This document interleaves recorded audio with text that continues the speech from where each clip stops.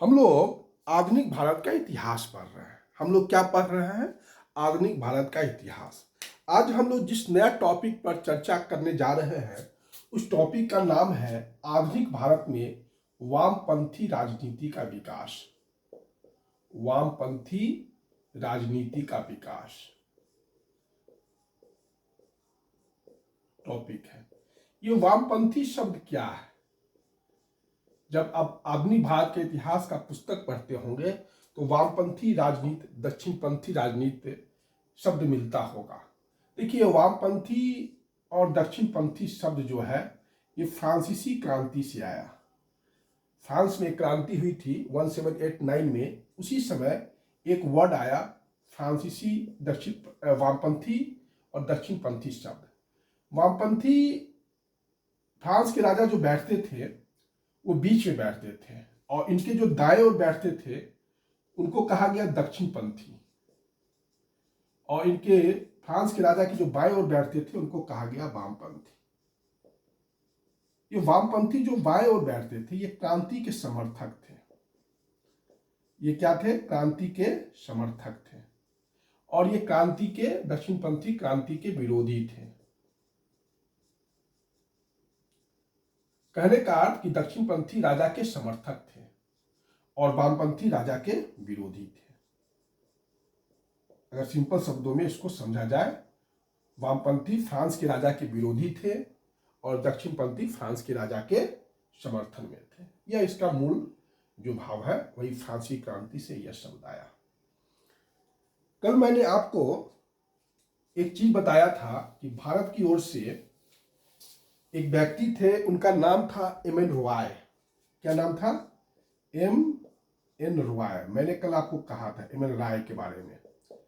M.N.. Roy Bharat का पहला व्यक्ति थे जो लेनिन, व्लादिमीर लेनिन, जो रूस का पहला कह सकते हैं कि प्रमुख था, वह जो है 1919 में कम्युनिस्ट इंटरनेशनल की का एक बैठक बुलाया था मॉस्को में, और उसी बैठक में जो है एम.एन. रॉय भारत की ओर से भाग लेने वाले प्रतिनिधि थे और कम्युनिस्ट इंटरनेशनल में उन्होंने भाग लिया था मॉस्को में। फिर मॉस्को से जब एम.एन. रॉय लौट रहे थे तो ताशकंद में 1920 में जो है अवनी मुखर्जी के साथ मिलकर भारतीय कम्युनिस्ट पार्टी का स्थापना किया।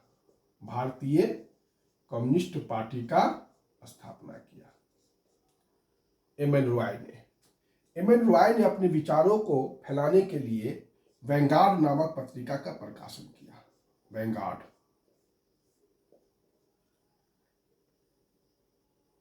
कल मैंने एक चीज और बताया था कि एम.एन. रॉय ने 1940 में रेडिकल डेमोक्रेटिक पार्टी का गठन किया था। रेडिकल डेमोक्रेटिक पार्टी का गठन किया था। ये सब कल मैंने चर्चा किया था।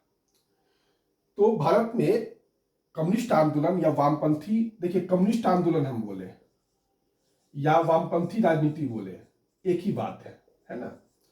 तो कम्युनिस्ट आंदोलन या वामपंथी राजनीति की शुरुआत करने वाला भारत में कोई पहला व्यक्ति था तो एम.एन. रॉय था। भारत में कम्युनिस्ट आंदोलन का अग्रदूत जो है एम.एन. रॉय को कहा जाता है।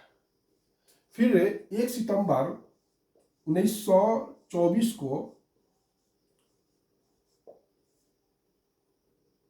कानपुर में सत्यभक्त ने भारतीय कम्युनिस्ट पार्टी का स्थापना किया।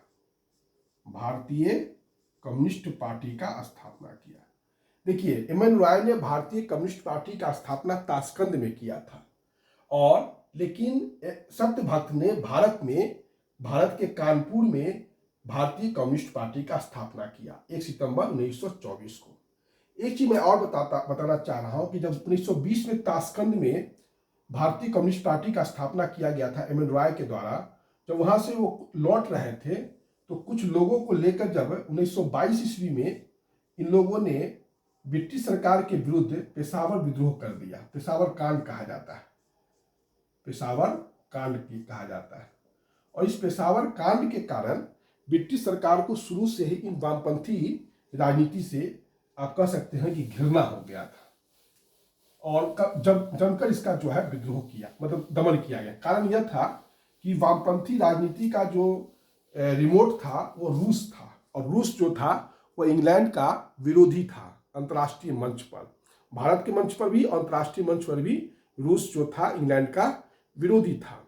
इसलिए जो है शुरू से ही ब्रिटिश सरकार वामपंथी राजनीति को घृणा की दृष्टि से देखता था। और जब ताशकंद में भारतीय कम्युनिस्ट पार्टी का स्थापना 1920 में हुआ था, तो वामपंथी जो है क्रांतिकारी समूहों का निर्माण करके ब्रिटिश सरकार को उलटना चाह रहा था। तो उसी समय 1922 में पेशावर कांड हो गया, और ब्रिटिश सरकार ने इसका जमकर आप कह सकते हैं कि दमन किया और इसको दबा दिया। फिर 1924 में 1 सितंबर 1924 को कानपुर में सत्यभक्त ने भारतीय कम्युनिस्ट पार्टी का स्थापना किया, और 1924 में फिर से जो है कानपुर षड्यंत्र कांड हुआ।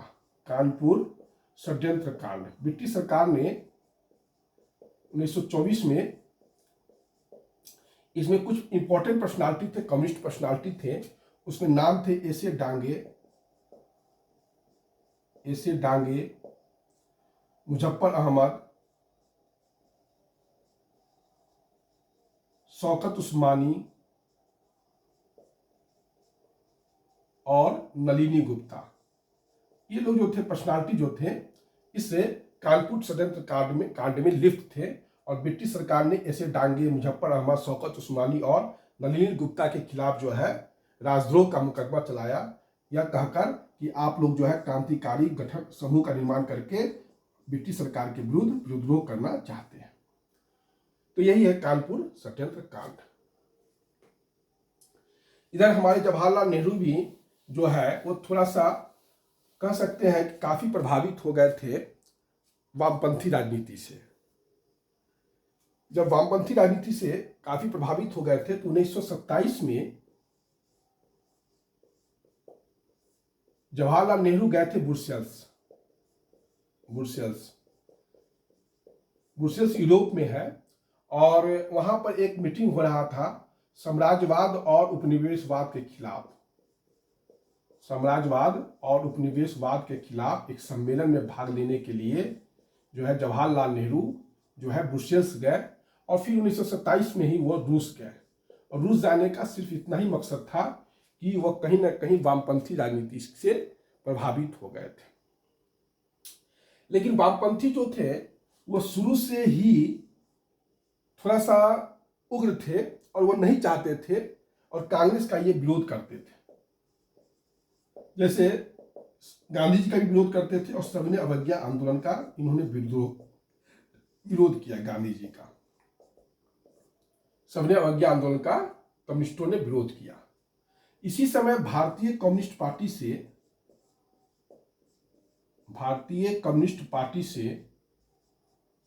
1934 में क्रांतिकारी कम्युनिस्ट पार्टी का गठन हुआ। क्रांतिकारी कम्युनिस्ट पार्टी का गठन हुआ।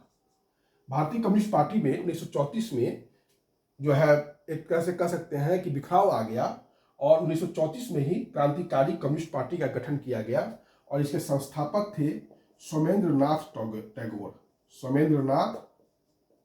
टैगोर थे संस्थापक। लेकिन कांग्रेस में कुछ ऐसे नेता थे जो ये चाहते थे कि कांग्रेस की राजनीति को वामपंथी धार दिया जाए, कांग्रेस में रहकर ही वामपंथी धार दिया जाए। इस प्रकार के नेताओं में कुछ प्रमुख नाम थे, जैसे राम मनोहर लोहिया,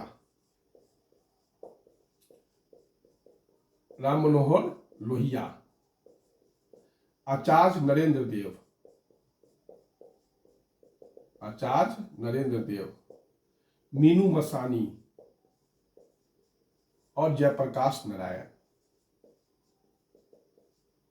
ये सब जो थे आप कह सकते हैं कि कांग्रेस के अंदर रहकर ही कांग्रेस की राजनीति को वामपंथी रुझान देना चाहते थे।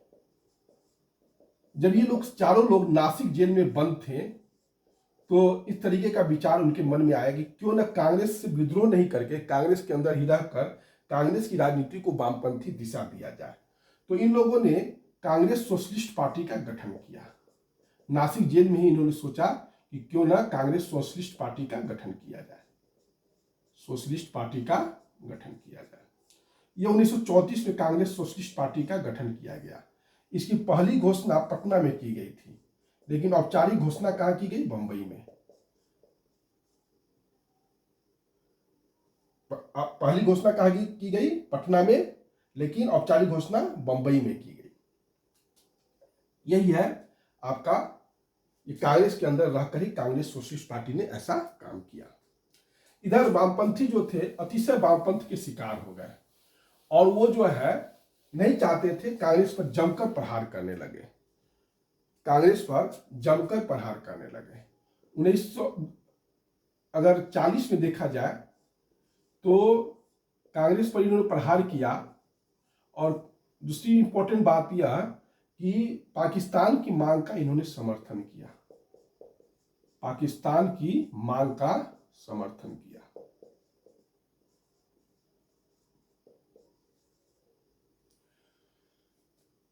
दूसरा इंपॉर्टेंट बात यह कि जब 1 सितंबर 1937 को 39 को द्वितीय विश्व युद्ध शुरू हुआ था, तो ये वामपंथी जो थे शुरू में इंग्लैंड का जो है विरोध करते थे, शुरू में इंग्लैंड का विरोध कर रहे थे। लेकिन जैसे ही रूस जो है 1941 के वर्ष में मित्र राष्ट्रों या इंग्लैंड के पक्ष में युद्ध में आ गया, तो फिर से जो है वामपंथी जो है वह द्वितीय विश्व युद्ध में अंग्रेजों का समर्थन करने लगे। यह सब कर रहे थे। भारत छोड़ो आंदोलन का भी गांधी जी ने चलाया था, भारत छोड़ो आंदोलन का इन लोग कम्युनिस्टों ने विरोध किया। तो इस प्रकार से हम देखते हैं कि कम्युनिस्ट कभी भी जो है मुख्य धारा की राजनीति में नहीं आ सके, कम्युनिस्ट जो है मुख्य धारा की राजनीति में नहीं आ सके। और इस सब कारणों से कम्युनिस्ट जो है भारतीय राजनीति से अलग थलग हो गए और कम्युनिस्ट जो है ब्रिटेन सरकार के समर्थन में आ गए। तो फिर जो कम्युनिस्ट पर प्रतिबंध लगा हुआ था, ब्रिटिश सरकार ने लगाया था, उस प्रतिबंध को वापस ले लिया गया। लेकिन देखा जाए तो गांधी जी के आंदोलन का कम्युनिस्टों ने या सबने अवज्ञा हो या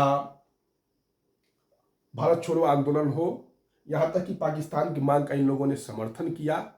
तो इस सब तरीके से इसका भारतीय जनमानस में कम्युनिस्टों का कुछ अच्छा प्रभाव नहीं पड़ा। लेकिन जो कांग्रेस के अंदर रहकर सोशलिस्ट पार्टी का गठन किया गया, जैसे आचार्य नरेंद्र देव थे, मीनू मसानी थे, राम मनोहर लोहिया थे, जयप्रकाश नारायण थे, तो इन लोगों का जो है आप कह सकते हैं कि एक सकारात्मक समाज पर प्रभाव पड़ा। जवाहरलाल नेहरू भी थे वामपंथी, सुभाष चंद्र बोस भी वामपंथी राजनीति करते थे, सभी लोग थे, युवा जितने भी कांग्रेस में युवा नेता थे वो सभी कहीं ना कहीं वामपंथी थे। तो यह हो गया आपका वामपंथी राजनीति के बारे में या बातें।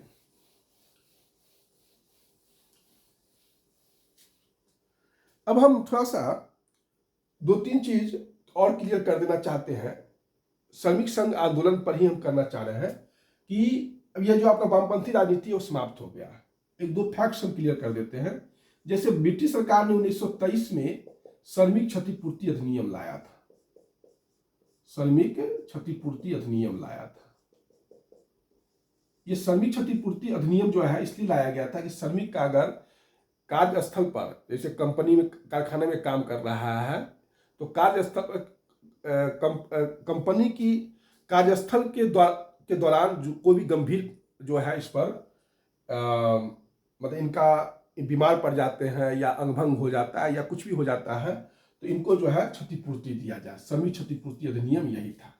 1926 में ट्रेड यूनियन एक्ट आया, 1926 में ट्रेड यूनियन एक्ट आया और इस ट्रेड यूनियन एक्ट के द्वारा यह ट्रेड यूनियन को वैधानिक दर्जा दे दिया गया, ट्रेड यूनियन को वैधानिक दर्जा दे दिया गया। दूसरा इंपॉर्टेंट बात कि 7 या 7 से ज्यादा मजदूर मिलकर ट्रेड यूनियन का गठन कर सकते थे। 1923 में ब्रिटिश सरकार ने श्रमिक क्षतिपूर्ति अधिनियम लाया और 1926 में ट्रेड यूनियन एक्ट लाया गया और इस एक्ट के द्वारा ट्रेड यूनियन को वैधानिक दर्जा दिया गया। व्यापार संघ अधिनियम भी इसको कहते हैं, व्यापार संघ अधिनियम। और 7 या 7 से ज्यादा मजदूर मिलकर जो है व्यापार संघ या ट्रेड यूनियन का गठन कर सकते हैं। ट्रेड यूनियन का सबसे क्रांतिकारी चरण अगर कहा जाए भारत में था तो 1926 से लेके 1939 तक था। 1926 से लेके 1939 तक ट्रेड यूनियन का जो आंदोलन था वो काफी आप कह सकते हैं कि क्रांतिकारी चरण पर था। इसी समय कम्युनिस्टों ने कम्युनिस्टों के समर्थन में एक लेबर मूवमेंट हुआ था जो काफी इंपॉर्टेंट था। 1929 का मेरठ षड्यंत्र कांड, 1929 का मेरठ षड्यंत्र कांड, यह जो है कम्युनिस्ट लोगों के समर्थन में 33 से श्रमिक पर जो है ब्रिटिश सरकार ने राजद्रोह का मुकदमा चलाया था।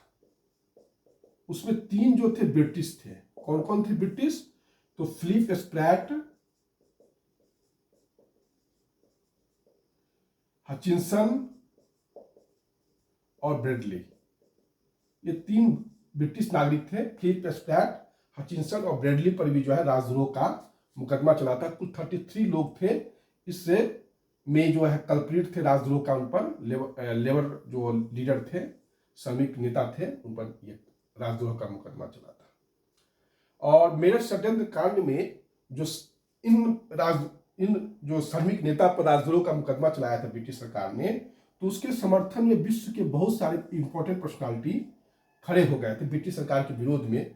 उसमें एक थे अमेरिकी राष्ट्रपति रूजवेल्ट, हेराल्ड लास्की,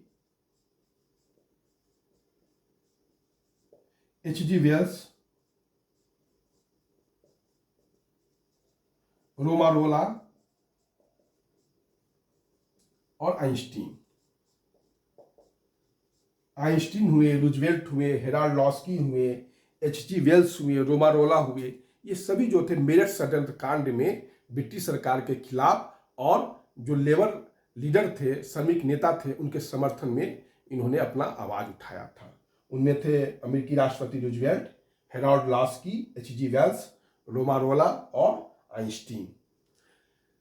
इसी प्रकार से जो है आपका ये टॉपिक समाप्त हुआ, वामपंथ भारत में आधुनिक ब्रिटिश काल में वामपंथी राजनीति का विकास। और अब हम लोग जो है आधुनिक भारत में अब नेक्स्ट वीडियो में नए टॉपिक के साथ मैं फिर प्रस्तुत होऊंगा। धन्यवाद। देखिए, आपको अन्यत्र पढ़ने की कोई आवश्यकता नहीं है, जितना मैं पढ़ा रहा हूं उतना ही पढ़िए, कोई भी टेक्स्ट पढ़ने की जरूरत नहीं है। अगर आप मेरे वीडियो को ठीक से सुनिएगा तो आपके लिए वीडियो इनफ है किसी भी एग्जाम के लिए। आप निश्चिंत रहिए।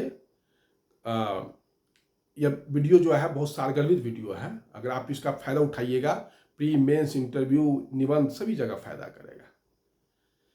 ठीक है, धन्यवाद।